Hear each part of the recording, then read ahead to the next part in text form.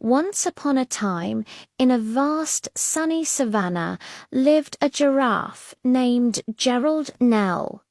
Gerald was a magnificent creature, with a neck so long he could nibble leaves from the tallest acacia trees and see for miles and miles. But lately, Gerald hadn't been feeling so magnificent. He looked around at the zebras, the wildebeests, and even the gazelles, and he couldn't help but notice they were all so much shorter than him. It must be nice, he'd sigh to himself, watching them chat and play, their heads all on the same level. They're all part of the same group. I'm always just up here.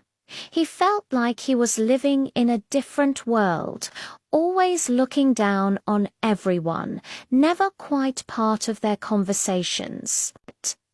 The other animals were friendly, of course, but Gerald felt a distance, a separation that was exactly the length of his long, long neck.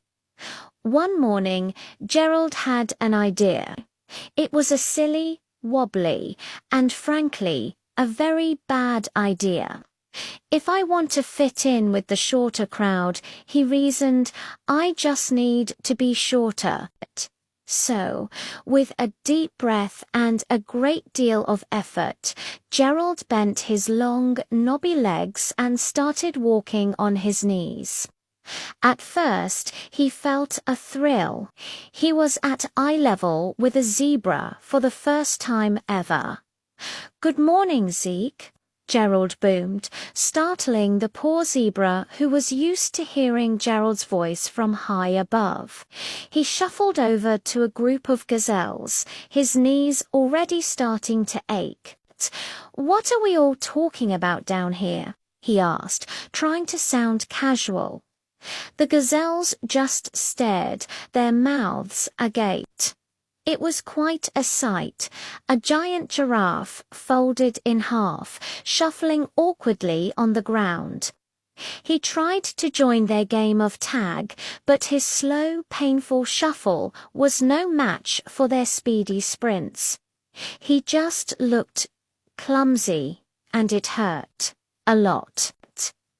His knees were getting scraped and bruised on the rough, dry earth. As the day wore on, Gerald's grand experiment became a grand failure. He missed the sweet taste of the highest, juiciest leaves. He missed the gentle breeze that only he could feel, way up high. He even missed being able to see the distant watering hole, a special view that was his alone.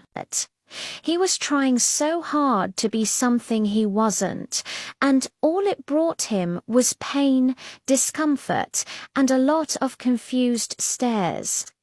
Finally, as the sun began to set, painting the sky in shades of orange and pink, a wise old tortoise named Titus slowly ambled over.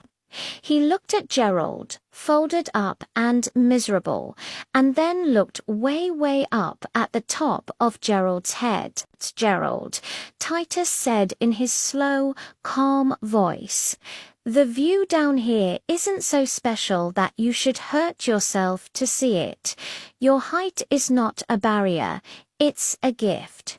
You can see dangers from far away, you can reach food no one else can touch, and you can see the beauty of the entire savannah all at once."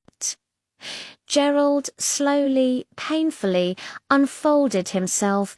He stretched his long neck and legs, feeling a wave of relief wash over him. He took a deep breath of the cool, high-up air.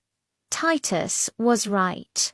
He had been trying to shrink himself to fit into a world that wasn't made for him, when he should have been celebrating the unique world that was his own. From that day on, Gerald walked tall and proud. He realized that true friends don't want you to be smaller. They admire you for standing tall, and his view from the top, it was absolutely perfect. So, if you ever feel like you need to shrink to fit in, remember Gerald, stand tall, embrace what makes you unique, and enjoy your own special view of the world. Thanks for watching. If you enjoyed our story, don't forget to like, share, and subscribe for more tales from the savannah. See you next time.